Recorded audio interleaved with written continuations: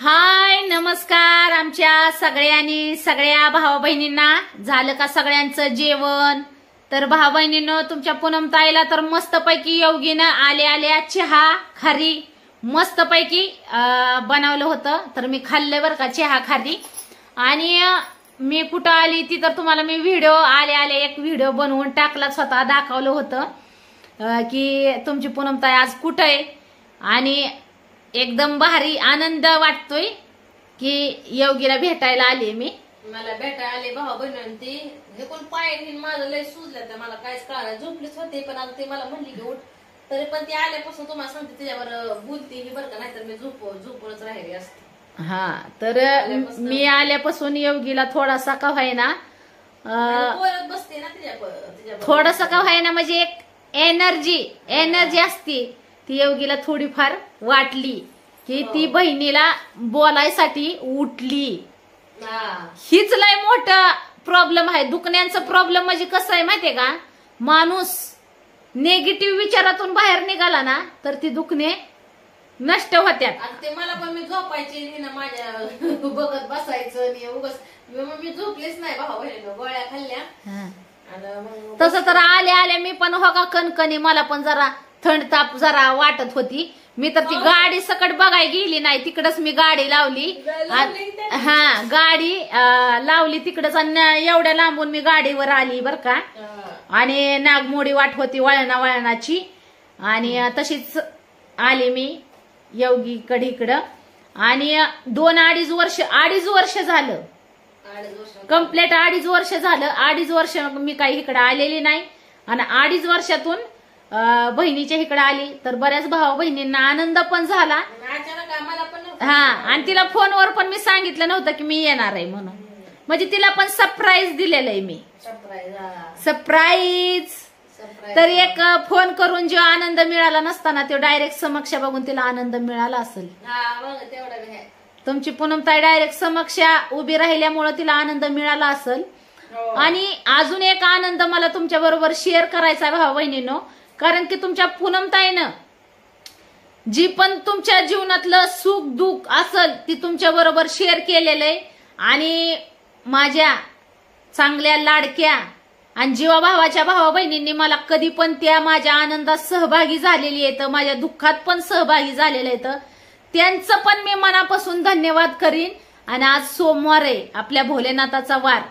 आणि तुमच्या पूनमताईच्या पाठीशी सदैव भोलेनाथ उभा आहेत आणि राहणार आणि हिथून माग पण होते. तर भोलेनाथाची साथ तुमच्या पूनमताईला सदैव हाय. आणि किती पण मोठं संकट येऊ द्या त्यातून मार्ग ही मला माझे भोलेनाथ दाखवतातच. तर भाऊ बहिणीनं आज सगळ्यांसाठी आनंदाची बातमी जी आहे ती मी तुम्हाला देणार आहे. तर हा आनंदाची बातमी काय आहे, तर आता बऱ्याच भाऊ बहिणींची इच्छा होती खास म्हणजे जास्त हा ती तर सांगेनच मी तुम्हाला. पण आज मला आहे ना बिग बॉस मधून सूरज दादाचा फोन आला होता. आणि सूरज दादा मला काय काय बोलत होते ती पण जर तुम्हाला ऐकायचं असेल तर नक्कीच कमेंट मध्ये सांगा. हा इच्छा असेल ऐकायची तर. आणि आज तुमच्या पूनमताईसाठी आनंदाचा दिवस आहे आणि आज आपल्या भोलेनाथाचा वार आहे. तर सूरज दादानी एवढा वेळ काढून, बिग बॉस मध्ये वेळ भेटत नाही, 10 मिनिटं त्यांना वेळ असतो, 10 मिनिटं देतात. तर त्या 10 मिनिटातून तुमच्या पूनमताईची आठवण काढून त्यांनी मला फोन केला. आणि ती पूर्ण 10 मिनिटं स्पेशल बहिणीला म्हणजे येड्या बहिणीला दिली बर का. ताये ताये ताये तर ताये ताये ताये तुझं काय चाललंय ताये. तर सूरज दादाचा फोन आला होता भाऊ बहिणीनं आणि मला भारी वाटलं बर का की बिग बॉस मधून सूरज दादाने एवढा म्हणजे 10 मिनिटं वेळ भेटलेला तो वेळ तुमच्या पूनमताईला दिला. फोन केला बिग बॉस मधून आणि पूर्ण 10 मिनिटं माझ्या बरोबर बोलला. एकदम भारी वाटलं. पहिल्या स्टार्टला तर फोन आला त्यावेळेस तर मी उचलला पण बोललीच नव्हती त्याला. मी म्हणलं हा नवीन नंबर आहे, कोण आहे कोण आहे कोण आहे. परत कट केला मी, काय बोलली नाही. परत त्यांनी फोन केला. मी म्हणलं ह्यो आवाज कुठंतरी मी ओळखल्यावाने वाटतोय, म्हणजे ह्यो आवाज कुठंतरी मी ऐकल्यावाने वाटतोय, पण कोण आहे कोण आहे कोण आहे. परत उचलला. मलाच म्हणली सूरज दादा सारखा म्हणला आवाज येतोय. म्हणलं उचला ग. तर तुमच्या पूनमताईने परत फोन रिसीव्ह केला आणि म्हणजे उचलला. आता इंग्रजी काय मी हाणणार नाही, मी इंग्रजी शाळेतून शिकून नाही आलेली भाऊ बहिणींनो. तर सूरज दादानी फोन केल्यावर मला म्हणला अगं ताये मीच आहे फोन नको ठेवू, ह्यो माझा नवीन नंबर आहे. बर म्हणलं सूरज दादा, म्हणलं बिग बॉस मधून आठवण झाली माझी. ओ माय गॉड, सूरज दादाला पूनमताईची तुमची आठवण, ती बी थेट बिग बॉसच्या सेट वरून. माझ्यासाठी तर खरंच आनंदाची बातमी आहे भाऊ बहिणींनो. मग काय तर. हा तुमच्यासाठी कशी आहे नक्कीच सांगा मला. तर एखाद्या गरीबाचं पुढं जात तर त्याला खरंच ओळखी करा भाऊ बहिणींनो. तर सूरज दादाला मी मनापासून भरभरून शुभेच्छा पण दिल्यात. आणि भाऊ बहिणींनो तुम्ही पण सूरज दादाला आहे ना मनापासून सगळी सपोर्ट करतात मला माहितीये. कारण की ज्या वेळेस पण काय भाऊ बहीण लाईव्हला आली, परत मला माहिती नव्हतं सूरज दादा बिग बॉस मध्ये गेलेला, पण मला भाऊ बहिणींच्या थ्रू माहित झालेलं आहे. म्हणजे त्यांनीच सांगितलं, जे व्हिडिओ बघतात भाऊ बहीण त्यांनीच सांगितलं की सूरज दादासाठी आम्ही बिग बॉस बघतो म्हणून.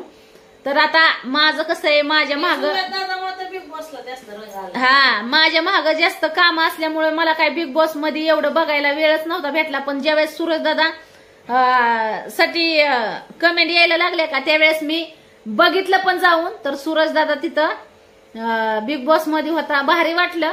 कारण की एकदम साधा सिंपल आणि निर्मळ मनाचा मुलगा सूरज दादा बिग बॉस मध्ये. हा निर्मळ मनाचा मुलगा आहे सूरज दादा. आणि तो आज बिग बॉस मध्ये गेला, एकदम भारी वाटलं मनाला. कारण की जो माणूस साधा आणि निर्मळ मनाचा असतो ना त्याला देवाची साथ असती, त्या माणसाला देवाची साथ असती. तर भाऊ बहिणींनो आता सध्या तर मी काय तुमच्या दाजीवर म्हणजे नवऱ्यावर माझ्या तर लक्ष देणार नाही का माहितीये का. तर तुमच्या पूनमताईसाठी जी आनंदाची गोष्ट आहे ती सध्याच्याला माझ्यासाठी ही आहे. तर ज्याला कुणाला वाटतंय की पूनमताईला सूरज दादा फोनवर काय बोलत होता, ज्याला ऐकायचंय त्यांनी मला नक्की कमेंट करून सांगा. मी नंतर व्हिडिओ मध्ये तुम्हाला दाखवन सूरज दादाचं म्हणणं काय आहे, का म्हणून सूरज दादानी मला बिग बॉस मधून फोन केला. कोणाची इच्छा आहे ऐकायची. तसं तर तुमच्या पूनमताईच्या डायलॉगचं लय ध्यान होतंय. तुमच्या पूनमताईचा डायलॉग लय फेमस आहे तर होय.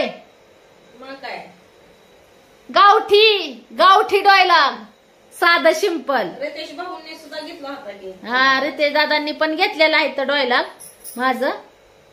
आणि रितेश दादांना पण माझी आठवण होती भाऊ बहिणींनो. खरंच एक आनंद म्हणजे वेगळाच. काय समाजाने किती नावं ठेवलं हो का भाऊ बहिणींनो. कसं आहे समाज ही नावं ठेवायला असतो आणि पाहिजे, नावं ठेवणारी माणसं पाहिजे. जीवनात जर आपल्याला यश प्राप्ती करायची असेल ना तर जीवनात नावं ठेवणारी माणसं पाहिजेत. आणि आज बिग बॉसच्या सेट वरून जर रितेश दादा जर माझी आठवण काढत असतील तर ती माझ्यासाठी खूपच आनंदाची गोष्ट तर आहेच. आणि माझ्यासाठी इतकी मोठी गोष्ट आहे, आपल्याला कुठेतरी महत्व देतात. हा म्हणजे मला वाटतंय की एक गावाकडची म्हणजे न शिकलेली अडाणी महिला तिचं जर आज एक एवढं म्हणजे प्रसिद्ध आणि एवढं बॉलिवूड मधले जर ऍक्टर एवढा मोठा माणसाच्या जर तोंडून आपलं नावाची जर तारीफ ऐकत असेल आपण तर ती आपल्यासाठी एक आनंदाचीच गोष्ट आहे का नाही. आणि भोलेनाथांनी तुमच्या पूनमताईला जीवनात कुठल्याच गोष्टीची कधीच अडचण येऊ दिली नाही, कधी येऊ देणार पण नाही.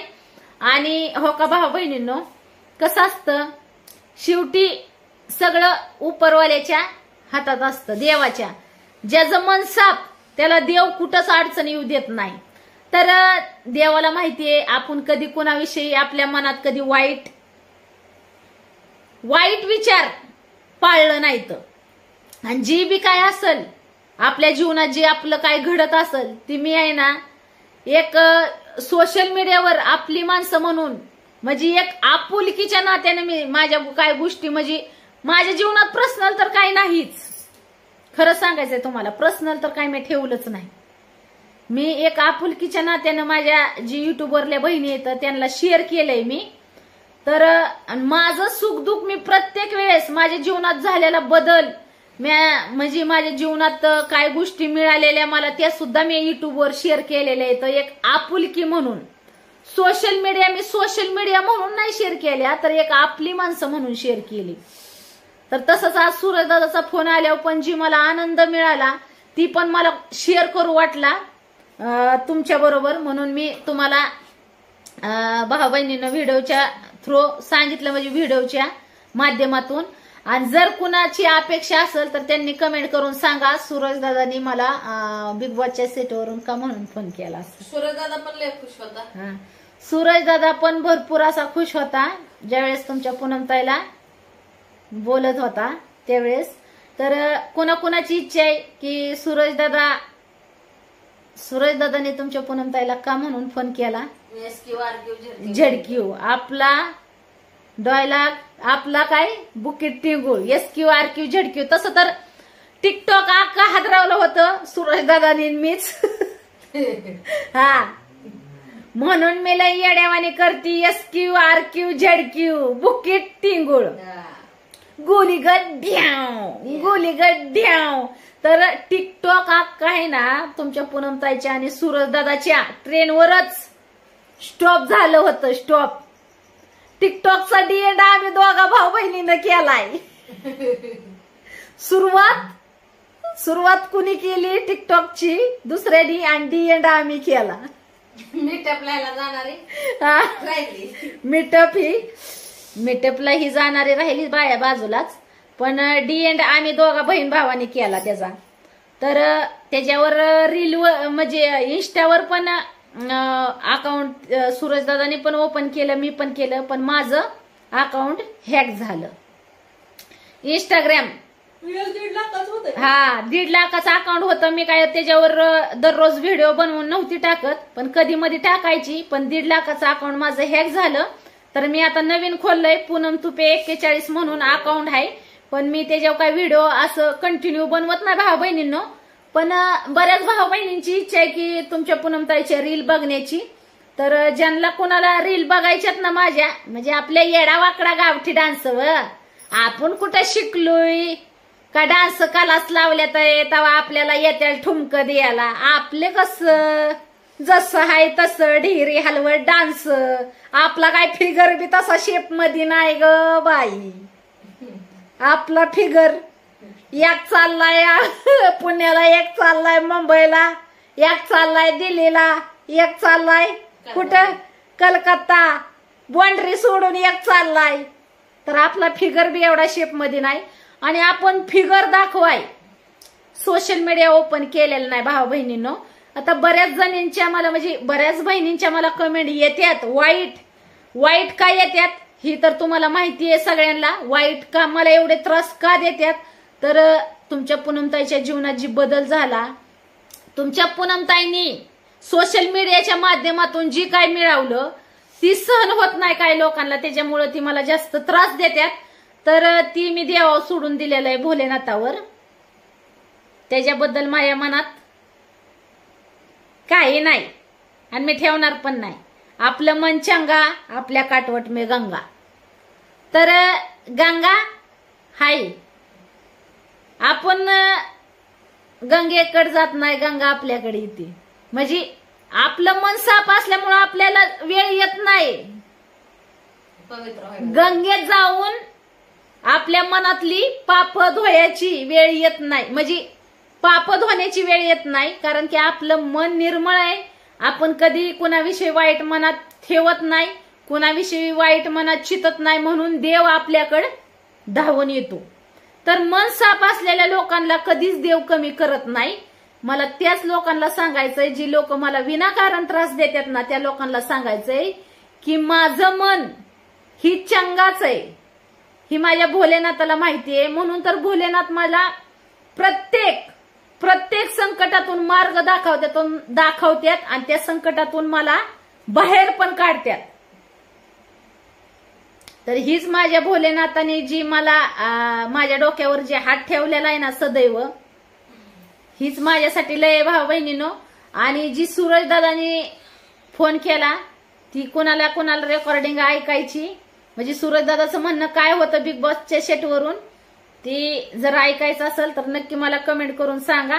चला मग घ्या सगळ्यांनी आपापली काळजी, भेटू पुढच्या व्हिडिओ मध्ये. Bye bye. Bye bye. आता मला मगाशी एकाची कमेंट आली, मी म्हणलं की चिकन खाल्ल्यावर चिकन गुन्हा होतो, तर एक म्हणली अगं तू कोणची पुणे तुला स्वतःला हुशार समजती काय, डॉक्टरीन झाली काय, चिकन खाल्ल्याने चिकन गुन्हा होतो म्हणते. ती कशानं का व्हायना, जी माझ्या तोंडात आलं ती मी म्हणून दावलं. आता मी गेली भोळ्यापणाव आणि ती पुढची सॅमसंगवाली कमेंट करणारी गेली दिवरूसपणाव. बरोबर का नाही? तर माझं भोळपणच माझ्यासाठी चांगलं आहे, कारण की माझ्या भोळ्यापणावरच माझा देव मला प्रसन्न आहे, माझा भोलेनाथ. तर एवढंच सांगेन मी भाऊ बहिणींनो. आणि जी तुमच्या पूनमताईचे आतुरतेनं व्हिडिओची वाट बघतात त्यांच्यासाठी खास आनंदाची बातमी आहे. तुमच्या पूनमताईची बऱ्याच भाऊ बहिणींची इच्छा होती का नव्हती नक्की सांगा. तर बिग बॉसच्या सेटवरून मला का फोन आला असेल सूरज दादाचा, आठवा आणि नक्की कमेंट करून सांगा. चला मग बाय बाय सगळ्यांना. योगीला बरं आहे का? मला नाही बाय बरं, मी उठून बस. अगं बहिणीला बघून बरी हो, बहिणीच्या आनंदात सहभागी हो. आता तुला दुपारपासून भावा बहिणी काय झोपली की नाही बघा, मी गोळ्या खाल्ल्या. तर आता कसं मी झोपायची मी बसणार पूनमताई, पण ते आल्यापासून आहे का ना मी उठून, म्हणजे आमच्या दोघीचं बोलणं हे चालू आहे त्यामुळे काय झोपले नाही. चला मग घ्या सगळ्यांनी आपापली काळजी. उद्या दवाखान्यात रक्त लगेच चेक केल्या. चला मग भाऊ बहिणींनो बाय बाय. कमेंट करून सांगा